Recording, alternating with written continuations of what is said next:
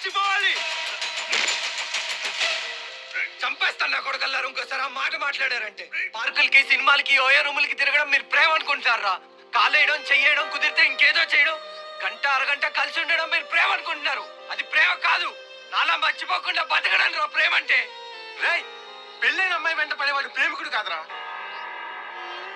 తనెక్కడున్నా సంతోషంగా ఉండాలనుకునేవాడు నిజమైన ప్రేమికుడు.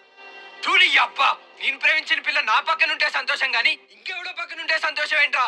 ఒక్కసారి జీవితంలో నాదనుకుంటే అది చచ్చేదాకా, నేను చచ్చేదాకా అది నాదే. తన అమ్మ ఒక్క జన్మంటుంటే అప్పుడు కూడా నాదే. అదిరా ప్రేమ అంటే. వాడురా ప్రేమికుడు. రే, పెళ్ళైన అమ్మాయిని ఇంకా కావాలనుకుంటున్నావు అంటే నువ్వు పక్కా సెల్ఫిష్ రా. నేను సెల్ఫిష్ రా? నాలో ప్రేమ కనిపించట్లేదా మావ నీకు? కనిపించట్లేదు. నువ్వు స్వార్థంగా ఆలోచిస్తున్నావు కాబట్టి సెల్ఫిష్ రా నువ్వు.